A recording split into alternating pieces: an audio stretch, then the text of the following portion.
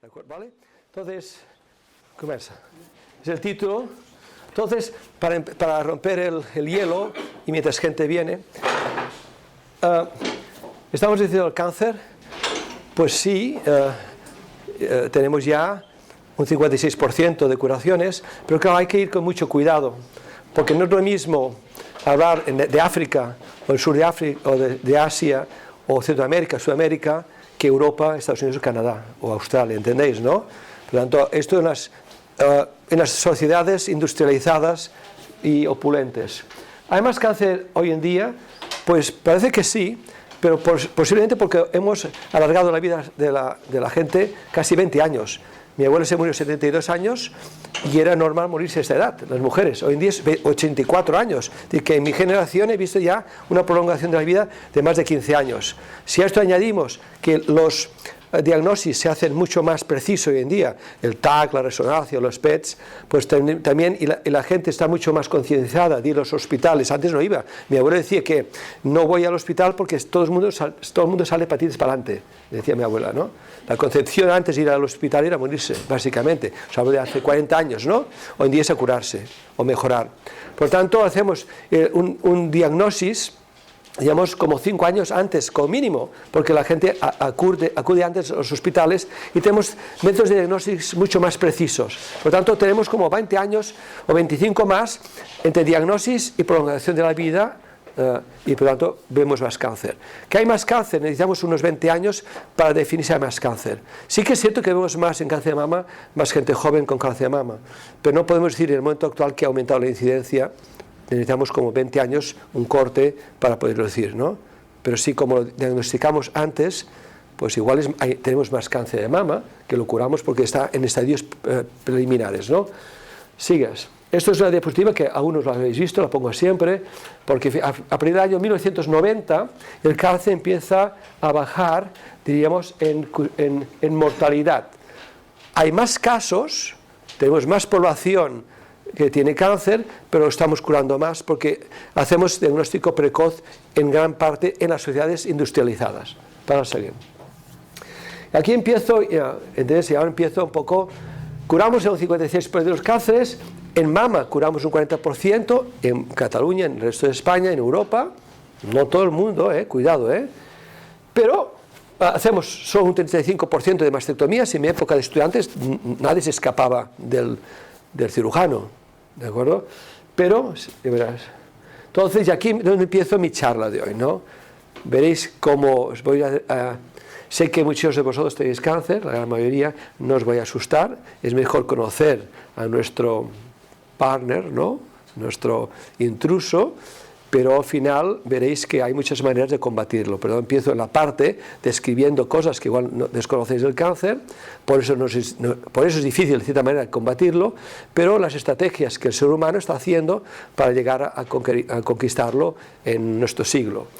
Entonces, primera cosa que os quiero decir, es una enfermedad genética. ¿Veréis por qué? Porque hay un truco en medio de mi charla. Es una enfermedad genética. Hay mutaciones por virus, mutaciones por productos químicos, etcétera, etcétera. Entonces es una enfermedad genética. Y una enfermedad inflamatoria, muy importante. La inflamación hace crecer al cáncer. ¿De acuerdo? Está muy estudiado. Por lo tanto, fijaos que muchos de los tratamientos que damos, y en esto me extenderé al final, son antiinflamatorios. Cuanto más antiinflamatorio es el tratamiento, el régimen, más difícil le ponemos al cáncer de proliferar, de crecer, no de matarlo, le hacemos la vida más difícil. Y es genético, muy importante grabarlo porque saldrá más tarde. El cáncer es heterogéneo, entonces esas son las cosas que os voy a hablar, las primeras 3 pinceladas del cáncer. Uno que es heterogéneo, ya veréis por qué, el cáncer nos engaña, ¿veis cómo tiene, he dicho, 3 mecanismos que engañan a nuestro organismo, las saben todas, una angiogénesis, sistema inmunológico, y que es un corruptor, del sistema inmunológico, que lo veréis cómo. Y el último, que no tiene nada que ver, la acción cancerosa es una muestra clara de puro darwinismo, sobrevivir a las condiciones con nuevas mutaciones. Y esto es un concepto muy importante. ¿Por qué nos cuesta realmente ganar el cáncer? Hemos ganado y algunos, y en otros un 80% de curación, pero en páncreas no tanto, en cerebrales no tanto, en pulmón empezamos ya a tener grandes resultados, pero no estamos todavía allá. Pero fijaos que es Darwin. Es una célula nuestra, muy importante, saldrá más adelante. Es una célula de nuestro organismo. Es un ser Homo sapiens. Esta célula se la sabe todas. La genética de una célula cancerosa es la nuestra, con la dificultad para el organismo que esa célula, con la mutación, le ha dado la característica de la inmortalidad. Esa célula es capaz de crecer y crecer de manera indiscriminada y no puede nunca convertirse en la célula adulta para la cual está formada. Por lo tanto, de ahí la dificultad. Es una célula que se la sabe todas porque es nuestra. Es la oveja negra nuestra, pero es nuestra. Y claro, tiene el mismo código genético y las mismas ansias de estar viva, de sobrevivir, que nuestro organismo. Y eso es fundamental para entender los mecanismos que la célula cancerosa hace para sobrevivir. Es puro Darwin, ¿de acuerdo? Para el siguiente. Es heterogéneo. Os estoy hablando de la parte negra de la oveja negra, ¿entendéis, no? No quiero asustar a nadie, ¿entendéis, no? Luego viene la parte buena. Pero os voy a describir las 1000 caras del cáncer. Os enseño solo 3 y luego las 1000 caras para curarlo, ¿de acuerdo? ¿Por qué es heterogéneo? Enseño el siguiente. Esto es una publicación en el New England, la revista que tiene 300.000 ejemplares por semana, ¿de acuerdo? Donde todos nosotros queremos un día publicar allá. Hicieron lo siguiente, cogieron un cáncer de riñón, el cáncer de en el riñón, hicieron 9 biopsias en lugares distintos, cada flechilla es una biopsia.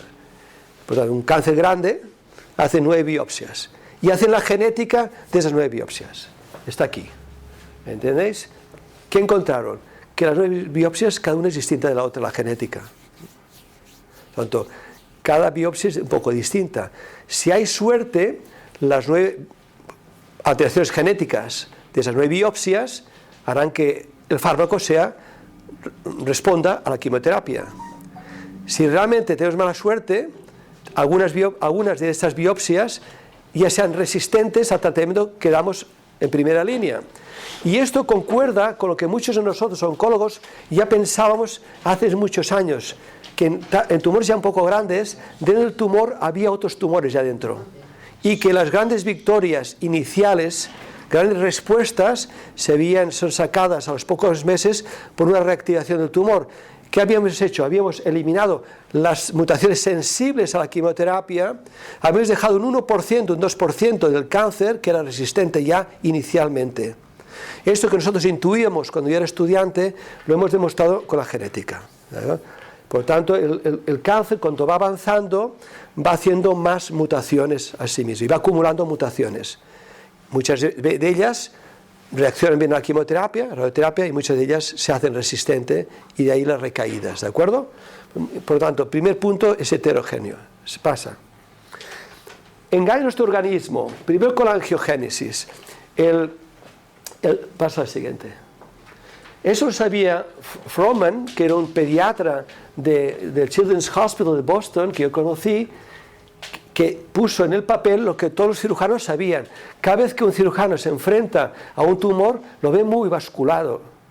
Y cuando corta el tumor, sangra muchísimo. Tiene que poner grapas enseguida. Muy vascularizado. Y eso es un problema tremendo porque el cáncer, ahora os diré en plan light, ¿de acuerdo? Imaginaos que tenemos unas células en el hígado que se han hecho cancerosas y crecen. Las de al lado protestan porque están oprimiendo, están expandiéndose como un mal vecino. Y el cuerpo reacciona a ese tipo de estímulo negativo con inflamación. La médula ósea es nuestro gran órgano de enviar soldados, linfocitos, glóbulos blancos, macrófagos, al lugar del cáncer. Como policías, hay inflamación, hay ruido en esa zona, del hígado en este caso, y acuden glóbulos blancos. Como si los policías van a un barrio que hay un tumulto, ¿no? Se crea inflamación. Y esta inflamación, pasa a la siguiente, es lo siguiente, se crea inflamación, las células tumorales dentro del tejido, entonces la arteria que pasa cerca del tumor que se está formando, es pequeñito, son pocas células, el tumor libera unas sustancias que favorecen que esta pequeña arteria, fijaos los globos rojos, empiece como un salvavidas a enviar una arterita para que vaya a salvar o a mejorar la situación de mis células revoltosas. ¿Entendéis? Porque son mis células. Cuando el propio organismo es engañado con esta inflamación que causa los glóbulos blancos que están ya en el tejido, los que envía la médula ósea para combatir a esas células, que alteran el ambiente. Entonces el organismo hace esta arteria, sigue la siguiente, y crece hasta dar oxígeno y nutrición al tumor. Y eso se llama la circulación tumoral. Y eso es malo. Es bueno para el tumor y es malo para el organismo. ¿Por qué? Porque fijaos, a partir de este momento, el tumor ya tiene oxígeno y nutrientes, los mismos que nosotros en la sangre. Pero hay otro problema, que el tumor ahora tiene ya autopistas para enviar células tumorales a la circulación general. Y esto es algo que puede asustar, pero así que como yo, cuando yo era residente, pensamos que solo un tumor muy grande, es capaz de enviar células cancerosas y hacer metástasis. Hoy día sabemos que ya de un momento inicial el tumor está enviando células a la circulación. Eso que podría asustarnos a nosotros tiene otra contrapartida. Solo una de 1 millón de células es capaz de hacer una metástasis. No, perdón, de salir del torrente circulatorio a un tejido. Y una vez aquí es como una semilla. Si el territorio es favorecedor, me va a crecer una planta, la semilla. Si no, se va a morir. Por lo tanto, la eficiencia de las células tumorales es muy mala. Por tanto, no os asustéis, crear metástasis es muy difícil, ¿de acuerdo? Pero que sepáis que desde el primer momento de un tumor pequeño ya podemos tener células metastáticas. Y esto tiene que ver mucho, hay gente que por desgracia tiene tumores pequeños, pero su tumor es tan agresivo que ya puede tener metástasis en estadios iniciales. La gente, ¿cómo puede ser? Y gente que tiene tumores mucho más grandes no tiene metástasis todavía, porque es menos agresivo y las células son crean menos metástasis. Pasa al siguiente. ¿Me vais siguiendo hasta aquí? Entonces, por tanto, ya nos engaña yendo a rescatar células que son mías, son laboratosas, ¿entiendes? Crean ruido, ¿no? Pero son mis células, les envío la sangre para rescatarlas del problema. Primer engaño, primer engaño. Segundo engaño, el sistema inmunológico. Pasa al siguiente. El sistema inmunológico tiene, ¿entendéis? Esta inflamación, son células blancas, ¿no? Glóbulos blancos. Es muy bonita, pero no os lo voy a traducir, porque es muy complejo. Pero el mensaje es el siguiente. Nosotros tenemos un 1% de nuestros glóbulos blancos que están para prevenirnos de enfermedades autoinmunes. Enfermedades autoinmunes son el lupus eritematoso, la esclerosis múltiple, la artritis reumatoidea, etcétera, etcétera. Donde el cuerpo, por razones que ahora no voy a entrar, actúa contra sí mismo. Y puede crearte alteraciones de riñón, en la cara, en el cerebro, etcétera, etcétera. Ese 1% nos previene de que nosotros ataquemos a nosotros mismos. El cáncer, cuando hay tanta inflamación y las células cancerosas empiezan a expandirse, a infiltrar, las células de alrededor crean una gran inflamación en protesta. Cuando ya están a punto, diríamos, de atacar, porque esto ya se les ha desmadrado, viene en general los células T reguladoras, T-cell, que los tenemos muy bien caracterizados, los podemos incluso aislar de la sangre periférica nuestra, este 1%, y estos T-regs son como los generales que en el momento de atacar el sistema inmunológico al tumor, porque ya están hasta el gorro, diríamos, ¿no? Viene el general y dice, cuidado, parad, porque estas son nuestras células, no podemos atacar nuestro propio tejido. Pero el propio organismo frena el ataque inmunológico contra el tumor porque son nuestras propias células. No haría lo mismo si fuesen bacterias o virus, ¿de acuerdo? Y de eso hablaremos más adelante, porque la inmunoterapia, lo famoso ahora de la inmunoterapia, que todo el mundo habla, lo que hacemos es que hemos identificado a este general que frena el ataque inmunológico, somos capaces ahora de bloquearlo por esta proteína de membrana de esas células. Y al bloquearlo es como si tú secuestras al general y el ejército queda libre y hace ya lo que tiene que hacer, atacar al invasor, en este caso las células cancerosas. De aquí las grandes respuestas de inmunoterapia. No sé si más o menos lo habéis visto. La versión light, ¿de acuerdo? ¿Vale? Sigamos. Yo quiero avanzar, son pinceladas y luego entrar en la discusión y contestar vuestras preguntas. Paso al siguiente. El tercer mecanismo nos engaña, lo habéis visto, dos ya, ¿no? El sistema inmunológico, ¿entiendes? Son nuestras células y no podemos atacarlo. El tercero es que, curiosamente, las células del sistema inmunológico, los fibroblastos y los macrófagos, macrófago es el gran defensor nuestro contra bacterias, en la piel estamos llenos de macrófagos que nos fagocitan partículas, bacterias, etcétera, que entran en nuestro organismo. Pues bien, como veréis en la siguiente diapositiva, pasa. Déjame ir para atrás. Eso es el tumor en una parte de nuestro cuerpo y es la médula ósea. El tumor se comporta como una infección. Fijaos, es algo muy interesante. Hay inflamación en esta zona, el tumor libera sustancias que a través de la sangre llegan a la médula ósea, que es la fábrica de glóbulos blancos, rojos y plaquetas, y la médula ósea envía glóbulos blancos a través de la circulación. Y curiosamente, como en una infección, los glóbulos blancos van exactamente donde está la infección. No van a otras partes. Pasan de la sangre donde hay la infección y allí matan las células bacterias y crean el pus. Pues bien, con el cáncer es igual. El cáncer envía mensajes a la médula ósea y la médula ósea envía glóbulos blancos, monocitos, al tumor. Inicialmente los monocitos están para defendernos de bacterias, de infecciones, etc., sobre todo bacterianas, ¿no? La primera línea de defensa de nuestro cuerpo está en los monocitos. Pero pasa al siguiente. Vuelve atrás. Cuando la inflamación es crónica, meses, esos fibroblastos y macrófagos, esos glóbulos blancos y células de sostén que están alrededor del tumor, se pasan al enemigo. Empiezan a hacer una simbiosis, macrófago yo ayudo al tumor, el tumor me ayuda al macrófago. Hasta el punto que en la siguiente diapositiva veréis, pasa al siguiente, es muy curioso, pone policías corruptos, porque el macrófago y el fibroblasto deben ser nuestros protectores. Eso es muy americano, ¿eh? Claro, y cuando yo este trabajo lo vi hace tiempo y quería encontrarlo, pero cada vez que ponía en Google policías corruptos me salían cosas de Manhattan.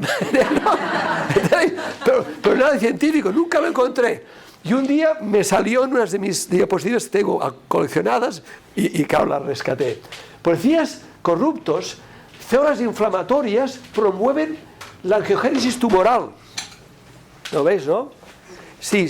Células que debían ayudar a nosotros contra el cáncer, están haciendo, por una parte están fabricando como hormonas que hacen que el tumor crezca y se prolifere más, y por otra parte ayuda a formar los vasos sanguíneos para tener más circulación y el tumor que a crecer más.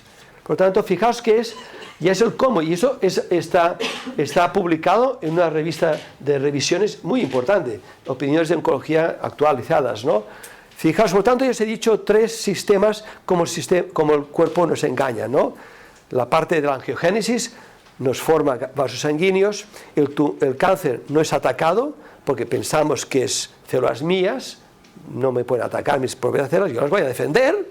Y la tercera es que los policías que tengo, es un poco las películas de Manhattan, ¿no? Están o en Chicago, ¿no?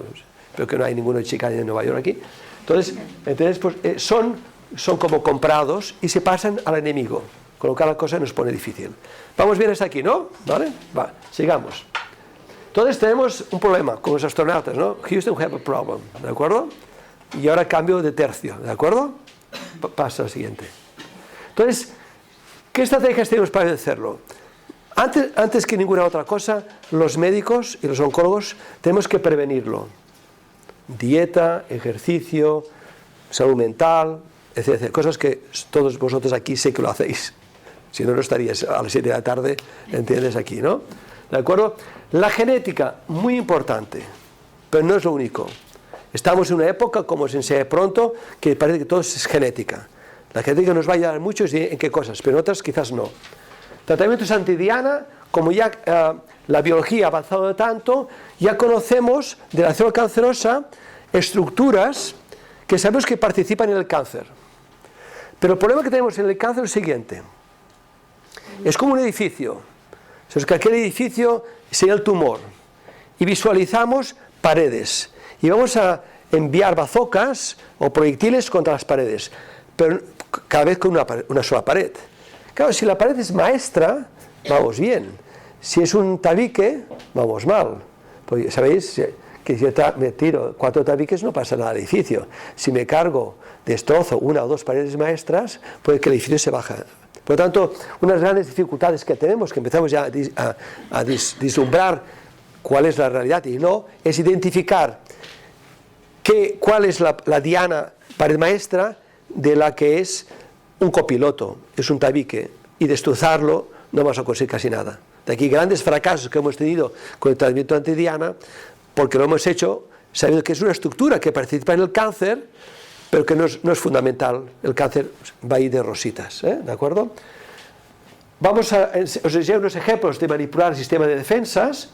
La inmunoterapia, un ejemplo espectacular. Vamos a atacar fuentes de energía, que es algo que llevamos diciendo muchos de nosotros mucho tiempo, y hay unos ejemplos muy interesantes. Y luego la epigenética, y aquí es donde entra toda la cuestión de la medicina integrativa, de cierta manera, o al menos la que practicamos muchos de nosotros. Y luego que el cáncer se tiene que tratar con equipos multidisciplinares. Si alguno de vosotros quiere alguna de esas diapositivas, me lo pedís y os las paso, ¿de acuerdo? Equipos multidisciplinares, necesitamos el radiólogo, el oncólogo, el nutricionista, el psicólogo, ¿entendéis? Es toda una red de profesionales médicos al servicio del enfermo, y el enfermo es como si estuviese en el centro y nosotros vamos como una sardana mirando el objetivo, que es la salud de nuestro enfermo. Entonces yo lo que voy a decir a partir de ahora es uno por uno, ¿de acuerdo? Me pasa el tiempo volando. La prevención pasa al siguiente, no os voy a decirlo, el siguiente, la prevención pasa al siguiente. ¿Entendéis? Pues eliminar todas las cosas que sabemos que pueden ser cáncer, una buena dieta, ejercicio, etcétera, etcétera. ¿Entendéis? ¿Vale? Diagnóstico precoz, saber los síntomas del cáncer, si que los discutimos al final, etcétera, etcétera. Pero esto me imagino que todos vosotros lo sabéis. El diagnóstico de cribado, por ejemplo, yo veo en el clínico los miércoles cáncer de colon, pues os diré que casi el 50% de los enfermos que estoy siguiendo han sido detectados por programa de cribaje de colon de la Generalitat. Que estaba normal, recibe una carta, se hacen el test de las heces, tumor, cáncer, y solamente están curados. Diagnóstico precoz. Esto es un país, diríamos, ya civilizado, cuando podemos atacar el cáncer cuando es curable todavía, ¿de acuerdo? ¿Vale? Mal asunto cuando tenemos que ir a tratamientos ya que no son la cirugía, ¿de acuerdo? La cirugía, si llegamos a tiempo, cura. Lo otro puede curar y esperamos que cure. En algunos cánceres sí, pero en otros no. Pasamos a la siguiente. La genética, pasa. Muy importante, esta es una diapositiva que algunos que me han oído alguna charla ya la han visto. Cuando salen los microchips, para que entendáis, el cáncer de mama es el más fácil de entender. En estos microchips puede haber 3.000 celdillas de sílice, donde el DNA, fragmentos de DNA se pega, y entonces yo hago una emulsión, así como os lo digo, ¿no?, del tejido, un cáncer de mama, del tejido de cáncer de mama, pero de al lado del sano, hago una emulsión como una papilla, la paso por aquí, esto se agita como se hace en los laboratorios clínicos, se va agitando para que entre en contacto el DNA del tejido sano de mama con los fragmentos de DNA que están en cada celdilla. Cojo el cáncer de mama de la misma enferma, misma mama, pero el cáncer hago lo mismo aquí. Cuando tenemos esto, por sistemas, diríamos, de traducción de señales, etcétera, llamamos mapas calientes. Pasa al siguiente. Esos son los mapas calientes. Eso implica que en la celdilla A420 tenemos un gen tal, y en la celdilla B820 tenemos tal gen. Si hay muchos genes en esa celdilla, quiere decir que este cáncer tiene mucha expresión de este gen que no está presente en el tejido sano. Al microscopio, los cuatro biopsias parecían iguales. En genética hemos encontrado 4 tipos de cáncer de mama, por la genética, que al microscopio son iguales, por los genes. Y eso nos da a nosotros una herramienta espectacular, porque en la siguiente veréis que gracias a esto, lo enseño siempre, sabemos que el cáncer de mama son 4 tipos de cáncer. Uno es de muy buen prognosis, y tenemos la gran suerte de que por genética podemos hoy en día decir, usted necesita quimioterapia y usted no. usted no le da nada, toxicidad sin ningún nada, usted no necesita quimioterapia, usted sí, y para usted mejor que probemos algo experimental, porque no tenemos ningún tratamiento que en su cáncer igual lo podamos ayudar demasiado, ¿de acuerdo? Por tanto, eso nos hace un cribaje de los 4 tipos de cáncer de mama, con distinto pronóstico cada uno, pero es curioso porque el HER2, que era de los más violentos, más agresivos, hoy en día, con tratamientos que no son quimioterapia, sino son anticuerpos monoclonales, hemos ya conseguido victorias, incluso curaciones de este cáncer de mama, que cuando yo llegué al clínico, era de los que más mataba a las gentes con cáncer de mama. Y hoy en día casi le digo a una persona, tengo un HER2, doctor, tiene buena suerte. Lo que hace 10 años me he dicho, tiene mala suerte, por mal prognosis, hoy en día eso ha cambiado, gracias a los fármacos que tenemos actualmente, ¿de acuerdo? Y más que tenemos, ¿de acuerdo? Por tanto, genética nos va bien para discriminar, para hacer clasificaciones de tumores, ¿de acuerdo? Y para un diagnóstico precoz, sobre todo prognosis. Pasa al siguiente. Entonces, hoy en día sabemos que eso es muy importante. Veréis que, igualmente en algunos de vosotros, el médico somos mucho más agresivos, los oncólogos. Nos interesa hacer biopsias de todo. Y no es para publicar, caen los egos para publicar. Pero si tenemos una metástasis en el hígado o en el pulmón, nos interesa hacer una biopsia de estas metástasis. Cuando yo era residente, metástasis se trataba con enfermedad metastática, pero resulta que hemos aprendido que un 25% de esas metástasis, la genética es distinta, es otro tumor. Y por tanto no podemos continuar dando el tratamiento que le dimos a la enferma hace 1 año o 2, porque este tumor es distinto que el que tratamos hace 2 años, para que veáis. Esa es una célula cancerosa y esa es la membrana. Es como si fuese una naranja, y es la piel de naranja, y además está en rojo, ¿de acuerdo? Y aquí dentro hay el núcleo, que es como el cerebro de la célula, eso sería una esfera. Y es como una antena, son los receptores, como una antena. Esa antena, en este caso el cáncer, está aberrante y nos envía una señal al núcleo, prolifera, crece, y la célula va duplicándose. Los tratamientos que tenemos actualmente, lo que hacemos es, como si fuese una antena, yo tapo la antena con un producto. Imaginaos en una antena de un edificio, yo tapo con una manta, la tapo. ¿Qué pasará en el televisor?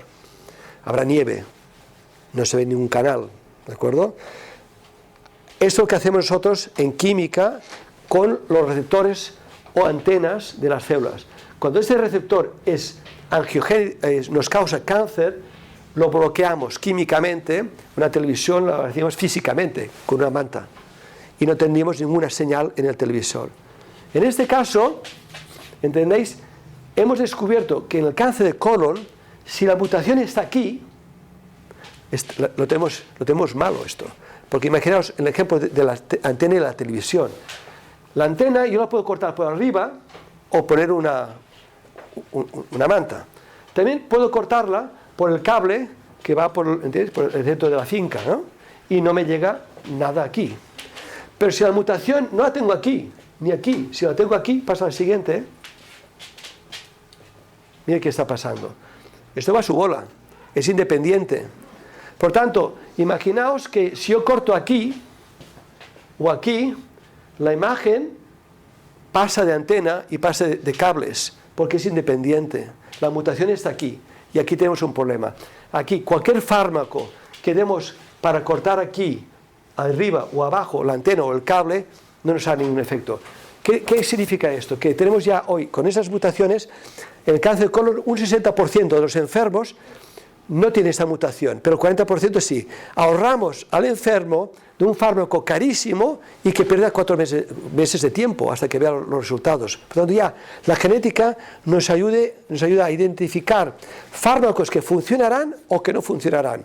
En el caso del cáncer de mama, le decimos, señora, usted no necesita quimioterapia, gracias a la genética, o usted sí que necesita quimioterapia. Y aquí diríamos, este fármaco no le va a servir porque tiene una mutación aquí abajo. y no, por más que toquemos la antena no va a hacer nada, es independiente. Es como una antena que tuvieses encima del televisor, va por su bola. ¿Me vais siguiendo? Light, ¿no? Poco light, ¿no? Sigue el siguiente. Va a su bola, la bloqueamos, pasa al siguiente. Tratamientos antidiana, es lo que os decía, hemos identificado proteínas, factores en la periferia de la célula, como las antenas, o en el interior, que sabemos que participan en el proceso canceroso, y hoy en día es facilísimo, cuando tiene la estructura de una proteína, hacer la antiproteína. Es como, es muy fácil, es como yo tengo ahora una llave, hoy en día es facilísimo hacer el candado para bloquear la llave. Hoy en día la tecnología es facilísima, cuando tenemos la estructura de una proteína que interviene en el cáncer, bloquearla. Y lo que hacemos son tratamientos anti-target, anti-diana. Si hay suerte, tenemos efectos espectaculares, si no hay suerte no vemos mucho efecto, pero lo que es cierto es que los efectos secundarios son mínimos. La célula no conocíamos nada del cáncer, sabíamos que se multiplicaba e invadía los tejidos, nada más. Sabíamos el segundo mensajero, nada más de la célula, nada. Sabíamos su comportamiento, que infiltraba los tejidos, que llegaba a hacer metástasis y que podía acabar con la vida del enfermo. Su comportamiento del interior no sabíamos nada. Pasa al siguiente. Por tanto, matamos a la célula en función del comportamiento.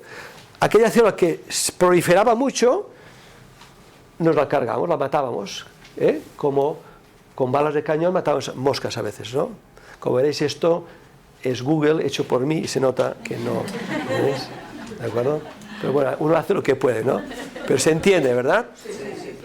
Sí, por tanto, de ahí la gran toxicidad de la quimioterapia, porque atacaba lo que crece, el cabello, las mucosas, la piel y sobre todo la médula ósea. Y es una pregunta que hago a mucha gente. Uno se piensa que el cáncer va más rápido que en ningún otro tejido. Os equivocáis. La médula ósea fabrica más células más rápidamente, trillones cada día de células, trillones, a menos sois millonarios en algo, ¿no? Trillones en células de la médula ósea, que están en nuestra médula ósea hasta el día que nos muramos, tengamos 90 años o 100. La médula ósea, como puede, tiene islas para ir supliendo la hemoglobina, el globo rojo, el globo blanco, las plaquetas hasta el día que nos muramos. Es un fenómeno, ¿de acuerdo? Otra cosa es que una persona de 80 años le das quimioterapia y la envías al autobarrio, pero claro, no tiene recuperación. En la médula ósea tiene pequeñas islas suficientes para hacer los glóbulos blancos, rojos y plaquetas necesarios para sobrevivir, pero no le pidas más. Si le doy quimioterapia, que me cargo la médula ósea, se acabó la historia, porque la recuperación va a ser tremendamente larga. ¿Lo veis, no? Sigue. Entonces, eso os he dicho, las toxicidades que tenemos con la quimioterapia, toxicidad también renal, de oído, caída de cabello, piel, etc. Ahora pasa al siguiente. Por lo tanto, hoy día los tratamientos son así, ¿lo veis, no? Antidiana, o un blanco, efectos secundarios pocos. Si tenemos suerte, que es una diana, que es una pared maestra, resultados espectaculares. Si es un tabique, next, siguiente, pasa al siguiente. Esta es un poco la célula como la conocemos hace unos 20 años, cuando empezó la revolución de la biología molecular. Pasa al siguiente. Esos son los tratamientos que damos. Pasa al siguiente. Y ahora verás, más para que tengáis idea, hemos descubierto dentro de la célula, esto sería la naranja, con el núcleo aquí, eso es como un gel, con millones de sustancias. Las células se comunican por la membrana, por la piel de la naranja, con otras. Los estímulos llegan aquí, se estimulan y van al cerebro de la célula, divídete, fabrica insulina, fabrica, etcétera. Fijaos, eso es muy representativo. Sigue. Es lo que estamos haciendo hoy en día con los tratamientos antidiana. Hemos identificado, lugares que causan cáncer para aquí y bloqueamos este punto, ¿entendéis? Y así es como estamos haciendo hoy la quimioterapia antidiana.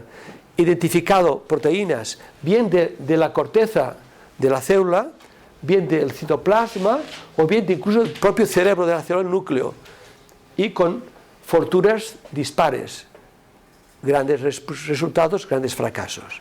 Pero lo veis, es el tratamiento de Diana que es lo que estamos haciendo en la actualidad. Pasa al siguiente. Pasa. Vale. Ahora vamos a entrar en el sistema de defensas para ver un poco la inmunoterapia. Una pincelada, muy pincelada, pero va a ser provocadora. Pasa al siguiente. Fijaos, cada inmunoterapia, los linfocitos T al ataque. Los linfocitos T son los que atacan el cáncer. Cuando vosotros hacen las pruebas de la piel, quien interviene aquí, con la polio, el sarampión, etc., ¿no? Esto interviene los linfocitos T. Y quien ataca el tumor son los linfocitos T de timo, ¿de acuerdo? Pues ahora veréis lo que pasa. Siguiente. Y yo trabajé con el Rosenberg, que trabajó en inmunoterapia. Bueno, trabajé con él, estaba al lado mismo, tomamos café, etcétera. Y ese señor, cuando yo estuve allí, fracasó estrepitosamente con la inmunoterapia. Os hablo de los años 80, ¿de acuerdo? Y veréis por qué.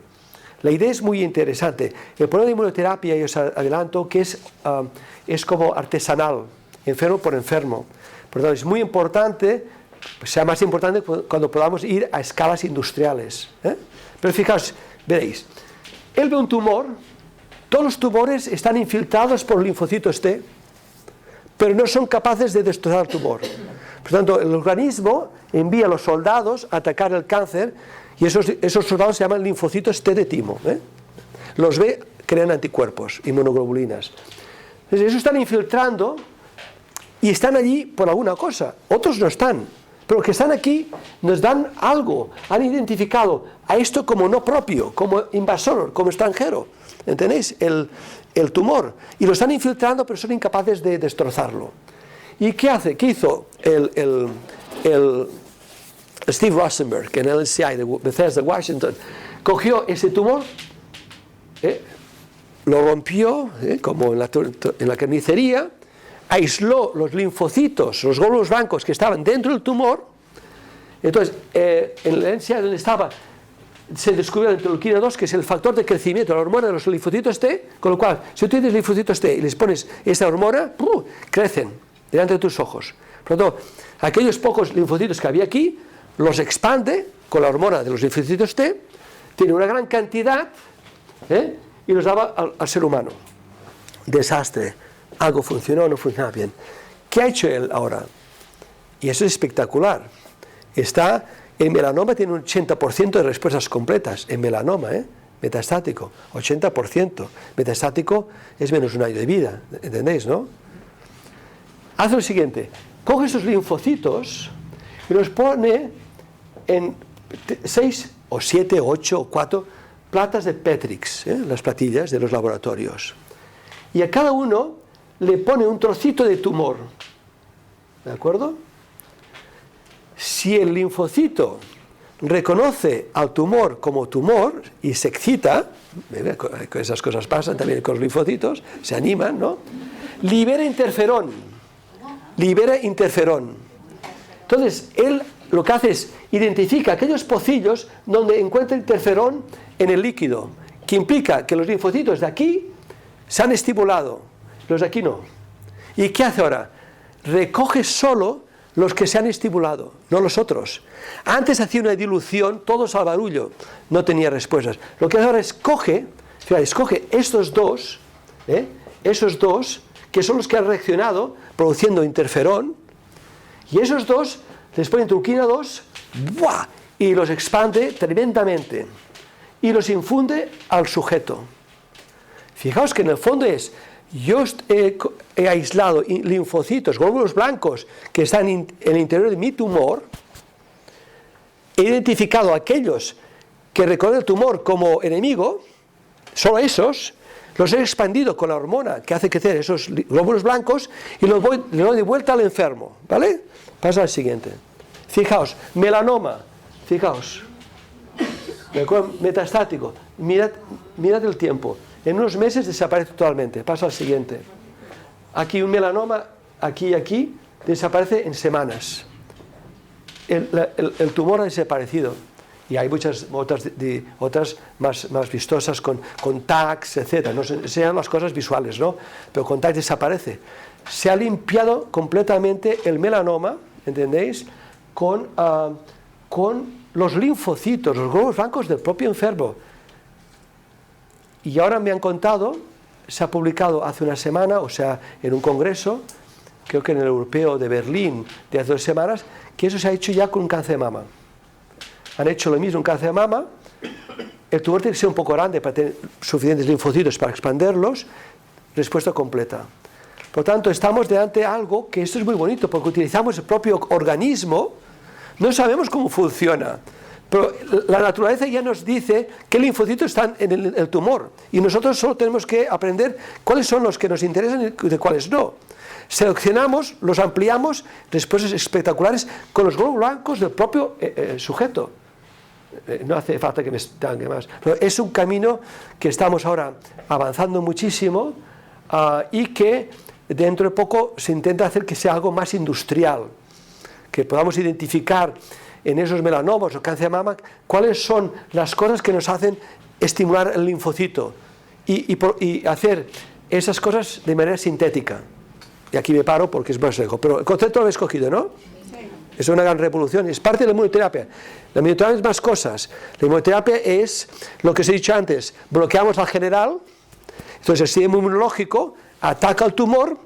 Curiosamente, la quimioterapia tarda 2-3 semanas en ver un efecto. La inmunoterapia puede tardar 2 y 3 meses. Por tanto, cuando das inmunoterapia, cuando tú bloqueas a este general que os enseñaba antes, la respuesta del sistema inmunológico se apercibe como a veces a los 3 meses, 2-3 meses. Por tanto, no esperéis una respuesta inmediata con inmunoterapia, pero si se produce la respuesta puede ser de larga duración. Para aquellos vosotros que tenéis cáncer, desde hace, yo diría como ya 5 años, que en el Congreso Americano de Cáncer hay toda una sección para largos supervivientes. Eso hace 10 años ya no existía esa sección, pero ya hay tantos largos supervivientes, ¿entiendes?, que ya se ha hecho una sección para hablar de efectos psicológicos, etcétera, problemas que tienen las personas que llevan 10 años, 15 curados del cáncer, que a veces alguna persona pues tiene una secuela o psicológica o de la piel, cosas de esas, ¿no? Se habla de largos supervivientes, cosa que no hablamos hace 10 años, ¿de acuerdo? ¿Vale? Sigamos. Ya estoy en la recta final, ¿eh? Ahora, ¿cuánto tenemos? ¿Me dais 10 minutos, 15 minutos más? Sí. Bueno, entonces, este es interesante. 15 minutos más que 10, yo me conozco. Es interesante. Esto es provocador. Esto es provocador. ¿Tú pasas bien o no? Sin volver. Vale, vale. Es interesante. Pasa al siguiente. Esta es provocadora. El Jimmy Watson, que yo he conocido y he cenado con él 3 veces, no porque sea amigo de él, sino porque me pusieron para bloquear. A veces me utilizan como el anticuerpo del americano, porque los otros entonces cenan sin problemas y yo no ceno hablando con el americano. En total, entonces Jimmy Watson hizo en el año 2012 una carta. El Jimmy Watson es el que descubrió el doble helix y que fue el presidente del Genoma Project, el proyecto que ha llegado a la codificación de todo el genoma humano. El que descubrió junto con Crick la doble helix. Por lo tanto, es una de las piezas más, premio Nobel obviamente, piezas más importantes en biología en el siglo pasado. Está vivo todavía. Dice el siguiente, y eso en su carta, fue criticada durísimamente, pero pienso que tiene razón, y vosotros quizás igual.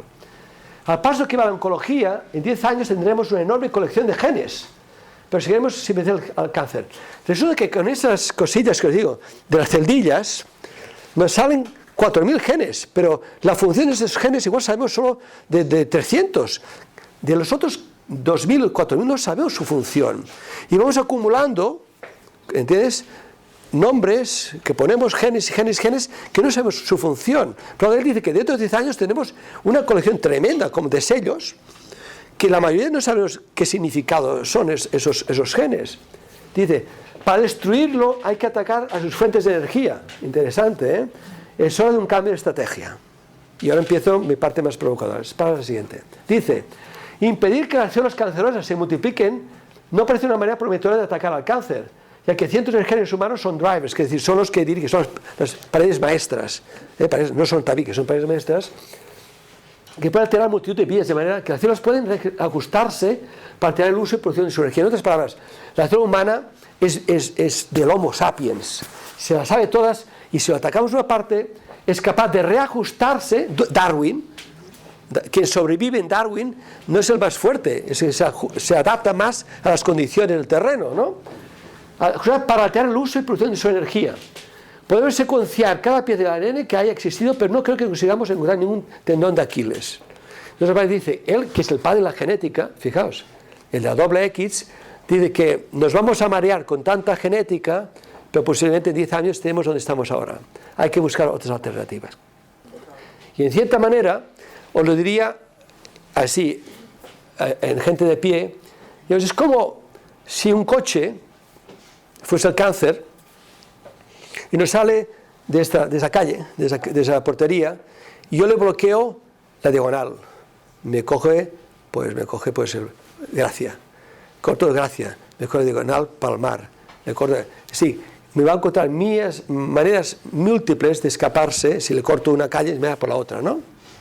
Y él dice, más o menos, si intuyo, igual si me oye, digo, esto no, soy muy primario, es como si al coche le sacas la gasolina, ¿de acuerdo? Si le sacas la gasolina, se queda donde está, no crece, se muere. Si yo le voy haciendo palos en la rueda, como es una célula mamífera del Homo sapiens, igual buscará maneras de evadir, de eludir la persecución o los bloqueos que le ponga. No, más o menos, ¿eh? Entonces, la energía importante. Sigue al siguiente. Entonces, fíjate que él dice esto, pero es que fijaos que el famoso proyecto de Atlas del cáncer genoma humano, digamos, la cosa más ambiciosa en medicina hecha jamás, el TCGA, se ha cerrado por tener más de 10 millones de aberraciones genéticas, ¿de acuerdo? En 2008, el gran proyecto que tenía que dar todas las respuestas del cáncer y las soluciones, se ha cerrado porque ¿qué vamos a hacer con más de 10 millones de aberraciones? Es imposible. Y han dicho, a este paso tenemos 20 millones de aberraciones, de mutaciones, y ¿cómo vamos a conseguir el cáncer? Pero es algo como intentar ir a la luna como Ligneo, ¿no? Con alas de cera, ¿no? Por lo tanto, hay que buscar nuevas terapéuticas. Y ya hoy en día, muchos piensan que el cáncer es una enfermedad mitocondrial, que está todo el metabolismo de la célula. Por lo tanto, ya hay estrategias para ir al mitocondrio. Lo que pasa es que la mitocondria es muy delicada de tratar porque puedes matar al ser humano, ¿no? Por lo tanto, eso es muy importante, y hace años que muchos investigadores están estudiando la mitocondria como quizás unas claves de un día conseguir la curación del cáncer. Pasa al siguiente. Vale, la epigenética. Ahora viene la parte integrativa, 10 minutos o 15. Bueno, he empezado tarde, ¿eh? ¿De acuerdo? Epigenética, vale. Os pongo una cosa fácil, periodística, ¿eh? ¿Vale? No es, eso es light. Fijaos, la población japonesa tenía bajo índice de cáncer de mama hasta hace poco. A principios del siglo XX, en 1900, los japoneses que emigraron de Japón a la costa oeste de los Estados Unidos, sobre todo en Los Ángeles, no había problema de cáncer de mama en las mujeres. Había problema de cáncer de esófago, de estómago, de boca, de leucemias en Japón. Pero de mama no era un problema. Había, pero no era un problema. El porcentaje era muy mínimo. Sin embargo, la segunda generación de japoneses viviendo en Los Ángeles, suponiendo que el padre era japonés, ya has visto las risas, ¿no? La pareja japonesa, misma genética, tenía la misma incidencia que las mujeres de los Estados Unidos. Y entonces ahí viene mi pregunta, ¿no? Pasa al siguiente. Bueno, no. Exacto. Pero si me habían dicho que el cáncer es una enfermedad genética, regresa al anterior. Esa es muy preocupante, muy preocupante. Esa la he hecho yo, como podéis ver, ¿no? En 1980, los japoneses eran muy tradicionalistas, entonces su cultura, sus ámbitos, su presión, no había mucho estrés. Y 37 años después, el cáncer de mama, de colon y próstata, que aquí no era un problema social, sanitario en el Japón, esos tres cánceres, no era un problema, era de cabeza cuello, pulmón y esófago, y leucemias, ¿de acuerdo? Fijaos que mama, colon y próstata ya en 35 años, digamos, en 1 o 2 generaciones, tiene la misma estadística e incidencia que los americanos. Por tanto, ¿qué pasa aquí? ¿De acuerdo? Fijaos, no había, en 35 años, hay la misma incidencia que los americanos. Aquí entró el McDonald's, el Pizza Hut, el Burger King, Domino's Pizza, todo esto. Y otra cosa, el estrés. La sociedad japonesa era muy protectora de sí misma. Tú entrabas en la fábrica a los 14 años o 15 y podías estar seguro que te morirías en esa fábrica a menos que tú quisieras marcharte. El despido allí no se entendía, ¿entendés? Era una sociedad muy jerarquizada, pero protegía a sus trabajadores. Esto está cambiando con el progreso. Conforme más se americaniza el Japón, más entra el estrés. Y yo viví en Estados Unidos, trabajé con muchos japoneses que tenían un problema muy grande, porque regresaban a Japón, estaban acostumbrados a hacer sábado y domingo fiestas, y ahí no había fiesta. Claro, se acostumbraron a la vida buena del mundo western, ¿entendéis? Y hay un gran conflicto entre las nuevas generaciones y la generación más tradicional, con lo cual siempre gana la nueva generación, obviamente. Se han americanizado y ahí tenéis la respuesta, más cáncer.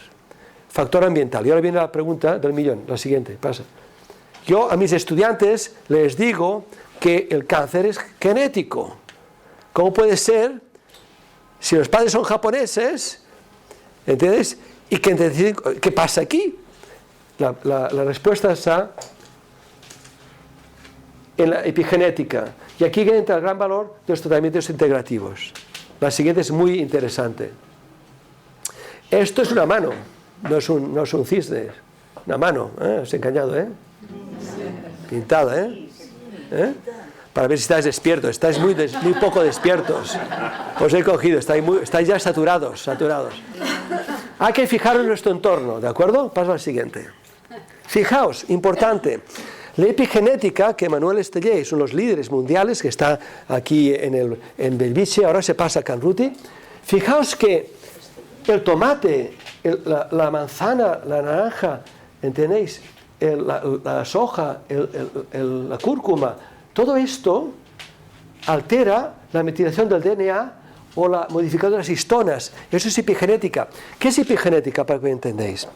La epigenética es modificar el comportamiento de un gen con fármacos o con alimentos. Os diré de otra manera. Tenemos un cáncer con una mutación y este gen está expresado. Mediante fármacos o comidas o nutrición, podemos hacer que el gen que controla este gen mutado se silencie. El gen sigue estando mutado, pero no se expresa. No sé si me entendéis. Sí, que el gen, la mutación, el defecto físico, anatómico, sí, por decirlo de una manera, existe. Pero yo puedo silenciar el aparato químico para que me silencie el comportamiento de este gen mutado y no me cause el cáncer. Por tanto, yo puedo modificar el comportamiento, en otras palabras, que químicamente o por nutrición yo puedo hacer de un lobo un cordero. Sea lobo toda su vida, pero mientras no me moleste y no se acuerde cuando era lobo, tanto me da, no me matará. Y la epigenética, que pienso que es el gran futuro, o uno de los grandes futuros de la medicina y oncología, permite modificar la expresión de los genes sin alterar las mutaciones, pero convirtiendo el lobo en un cordero. ¿Me he explicado un poco? Pero fijaos esto, que esas plantas, sabemos hoy en día, hay multitud, miles de publicaciones que implican que extractos de esto que nosotros tomemos cada día, de todo, unas más que otras, modifican la expresión de los genes de nuestro organismo, ¿comprendéis? Y luego pues también las setas que nos han incluido aquí, ¿de acuerdo?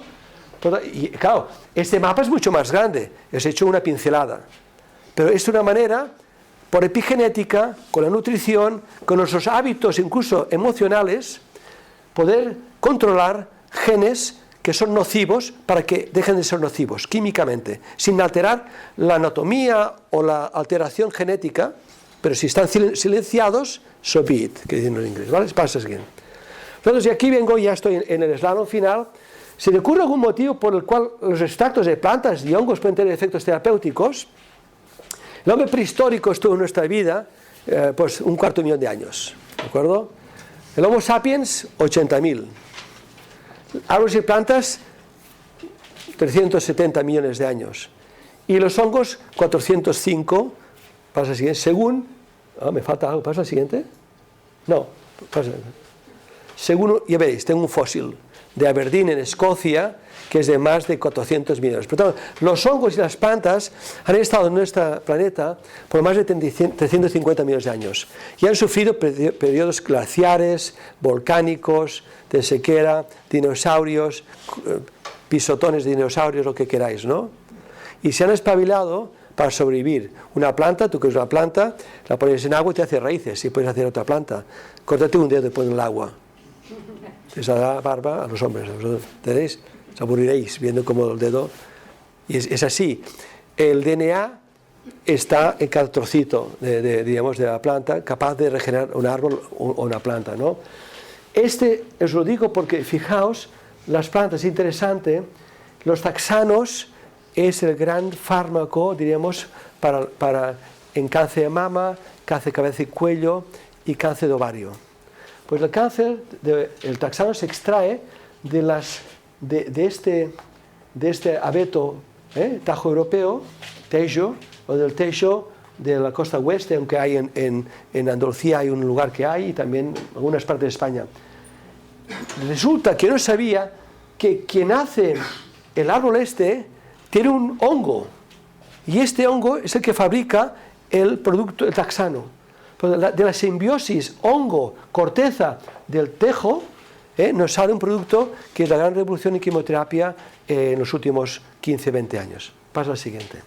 Entonces aquí os he hecho un poco de... porque sé que me vais a preguntar.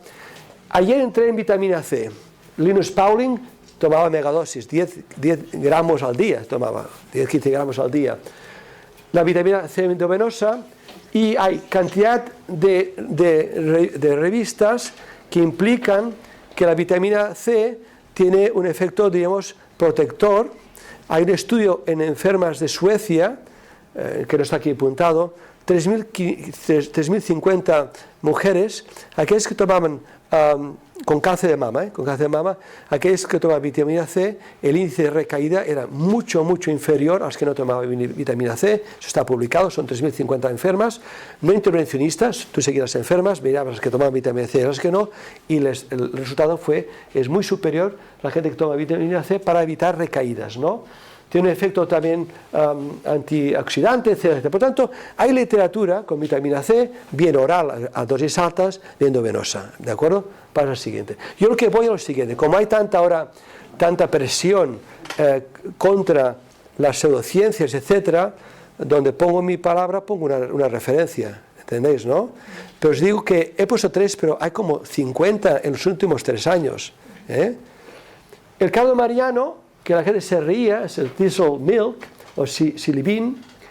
Aquí os he puesto tres diríamos, referencias, pero hay muchísimas más. Lo que es interesante, que todavía no está publicado, pero está aceptado, es que hubo un estudio en cáncer de pulmón con metástasis cerebrales, donde intervino en el hospital Josep Trueta de Gerona. Y se vio que aquellas personas que tomaban el caldo mariano en concentraciones, no en infusión, en concentraciones, ¿no? La dosis no la sé, vi que había una mejora de la supervivencia. Pero por primera vez ya no es el diurético del hígado, que diríamos, ¿no? Sino que ya también tiene un efecto anticanceroso, que se le asumía que tenía efecto canceroso, pero ahora tenemos ya publicaciones. Claro, esas publicaciones hay que ir con mucho cuidado. Esas publicaciones son tipo A, la evidencia no es tipo A. Tipo A es que te salga el New England, ¿entendéis? Que tiene una audiencia de 300.000 personas y utilizan 2.000 personas en ensayos aleatorizados. Eso vale $800 millones. Si tú no tienes una patente, nadie va a invertir 800 o 1.000 millones de dólares para algo que el chinito de al lado te lo va a copiar. Que grandes productos seguramente que están en la naturaleza seguirán estando en la naturaleza, y la boca a oreja pues irá pasando, igual empezar algún día a ser práctica diaria, pero será difícil. Pero este artículo, un periódico de que en Estados Unidos había ya en algún hospital que fallaban quimio y utilizaban el cardo mariano y está dando resultados, están eliminando la quimio con el cardo mariano. Sí, sí, en algunas patologías. Sí. No, aquí se hizo en Europa y ahora ya se puede dar en base a esos artículos, ¿entiendes? No. Sí. Eso ya está, ¿sabes? Lo que pasa es que falta por determinar la dosis exacta, en qué patologías. De momento se da en cáncer de pulmón con betasis, que fue el estudio original. Pero posiblemente eso se extenderá a otras patologías, ¿no? Sigamos. La cúrcuma, el gran antioxidante que todos conocemos, junto con el sangostán, también os he puesto una serie de publicaciones, ¿entendéis? Tiene efectos, ¿entiendes? Tiene dificultades porque la absorción no está muy bien regulada, ahora con los liposomales sí, pero más que nada lo he puesto aquí porque esto lo aconsejamos. Nuestros enfermos, gente de muchos hospitales dicen que esto es magia potagia, pero que hay mucha literatura, pero las evidencias no es evidencia A, es evidencia pues B, C o D, y esto hay lo que hay, ¿de acuerdo? Pasa al siguiente. El Viscomabum, mistletoe, este es lo que todo el mundo compra por Navidad y lo pone de buena suerte, ¿no? Eso es venenoso. Pues bien, hay instituciones alemanas y suizas, una clínica de Suiza, que ha hecho estudios. Yo vi una publicación de ellos en un congreso hace 2 años, donde en cáncer de páncreas, yo digo lo que vi, en cáncer de páncreas, veían, ¿entendéis?, resultados favorables a la gente que tomaba quimioterapia más el Viscomabum o solo quimioterapia. Por tanto, el Viscomabum parece que al menos en lo que yo vi publicado, ¿entiendes?, viene de los alemanes. Los alemanes, hay una gran tradición del Viscomabum en Alemania. Alemania y Suiza tienen muchos hospitales, utilizan esto y ahora en base a esos estudios que han encontrado está publicado, ¿de acuerdo? Pero claro, de nuevo, son evidencias con pocos enfermos y eso es la crítica de la oncología oficial. Estamos acostumbrados a estudios con 2.000, 3.000 enfermos. Cuando tú le vas a uno de mis colegas con un estudio de 300 enfermos, se pone a reír, porque no tiene la fuerza de 3.000 enfermos. ¿Me seguís, no? Sigue, estamos acabando. Este es el fósil del hongo. Solo tiene 410 millones de años, ¿de acuerdo? Solo. En Aberdeen, Escocia, ¿vale? Pasa al siguiente. Como la doctora Peire está aquí y ella os habló de los hongos, yo voy a hacer solo una pincelada. Conocemos los hongos, todas las sustancias que están dentro, sus funciones, sabemos de los hongos una barbaridad. Pasa al siguiente. Sabemos que actúan, fijaos, de la célula sana, la transformación en cáncer, la apoptosis, tumoración, todos los pasos del proceso cancerígeno, en cada paso hay un hongo que va contra el cáncer. Son inmunomoduladores y tienen un cierto efecto anticanceroso. Por lo tanto, los hongos tienen más de 5.000 referencias. Hacía 5 años, tenía ya 5.000 referencias. Yo he entrado antes de ayer y me aburrí de tantas referencias que hay actuales. ¿De acuerdo?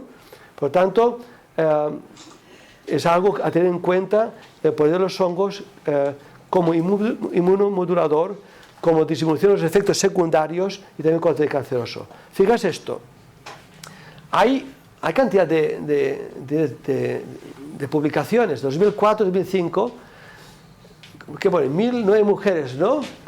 De los 20 a 86, consumían 4 gramos de setas secas, ¿no?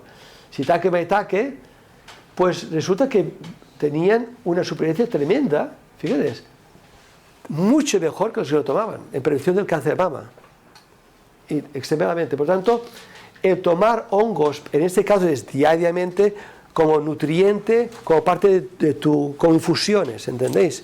4 gramos no son cápsulas, son infusiones, pues tiene un efecto de prevención del cáncer de mama. Pasa al siguiente. Es algo que siempre pongo, porque me parece muy indicativo. En una publicación inglesa, Experimental Therapy and Medication, 2012, en inglés, 349 pacientes con estadio 2 de cáncer de estómago tomaron, ¿entiendes? Tomaron quimioterapia más el PSK, que es el Coriolus versicolor, o solo quimioterapia. 18% más de supervivencia en el brazo que tomaban el extracto del hongo, el PSK. os aseguro que no hay ningún fármaco hoy en día, excepto el Glivec, el imatinib, en sarcoma gástrico, gastrointestinal o la leucemia crónica mielógena, que nos dé estos resultados. Un 18%, diríamos, de diferencia en un brazo. Hay fármacos que nos cuestan 5.000 euros al mes, que nos dan un 12, 14. Este trabajo, os aseguro que la mayoría de mis colegas que hacen cáncer de estómago ni se han enterado, porque no aparece en el New England, no aparece en la revista. Es como si tú eres La Vanguardia, no te lees El Pulgarcito, ¿entiendes? No es un periódico local, ¿no? El periódico de Quintanilla de Abajo, con perdón si hay algo de Quintanilla de Abajo, pero si aparece Quintanilla de Abajo no interesa. Pero hay falta de curiosidad también. Hay tanta literatura, tanta cosa, que el oncólogo no tiene tiempo de ir a leer revistas que no son el número uno. Las revistas más importantes, no hay tiempo. Y como no hay una industria farmacéutica que te persiga por el hospital, diciéndote, si esto hubiese una patente, te perseguirían. Oiga, ¿ha visto esto? Recete esto, recete esto. Como no hay patente, no te persiguen una industria farmacéutica, no existe. No existe. Sigamos, estoy acabando. Ahora sí que estoy acabando. ¿Qué? PSK significa... Es un polisacárido. Sí, es el extracto del hongo, sí. La Cochrane Library, ¿entiendes? Ha visto que hay una ventaja, ¿entiendes?, en la utilización de hongos. Una ventaja importante, no para tirar cohetes, pero incluso que una de las sociedades más rigurosas en evaluar los fármacos, no solamente oncológicos, dice que el uso diríamos, de hongos tiene un efecto anticanceroso. ¿Vale? Pasa al siguiente, ahora estoy. Todos los centros de cáncer de Estados Unidos tienen una sección de oncología integrativa, menos en España. Sí. Entonces, incluso ponen, ¿entiendes?, el hongo, ¿entiendes?, el reishi, el memorial. Y yo invité al director de la unidad de oncología integrativa del memorial, le dije que no había mucho dinero, que si me permitía invitarlo viniendo en turista, pero que lo necesitábamos mucho para ayudarnos a nosotros a levantar un poco la cuestión integrativa en los hospitales españoles. El hombre muy amable dice, sí, lo entiendo, yo encantado de venir, consigo lo más difícil que un americano te venga en turista, pero no tuve nadie que me apoyase en hacer una tarde o así, a financiar su viaje, el alquiler de la plaza del hotel, etcétera, etcétera. No tuve nadie, porque claro, las compañías de productos naturales no tienen mucho capital. Me dan pues 2.000 euros, 1.000. No pude yo hacer un gran evento con una sala de un hotel grande, pero es algo que intentaré en el futuro, ¿no? Sigamos, que ahora sí que estoy en el bajo.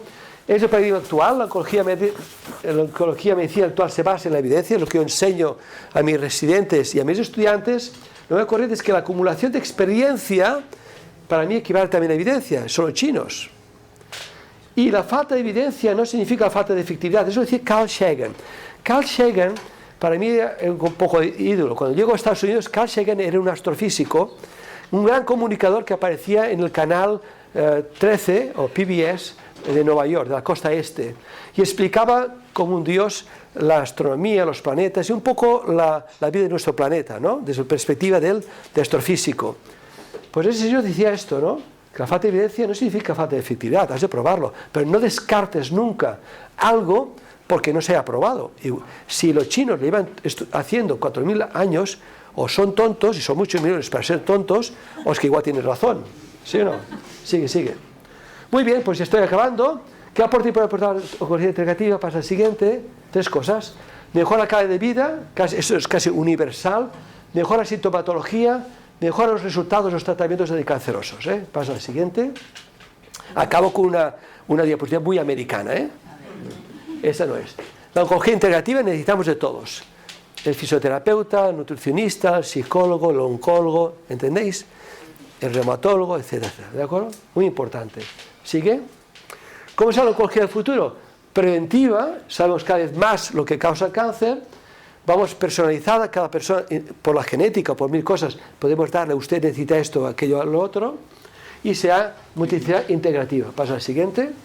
Lo más importante, que me gustó mucho la frase, hay que pensar más en el paciente que en el tumor, ¿de acuerdo? Y ya la gran mascletá, no para que me aplaudéis, pero ya cada de ese tipo, es la siguiente. Es decir, el cáncer no conoce límites, afortunadamente nosotros tampoco. Muchas gracias.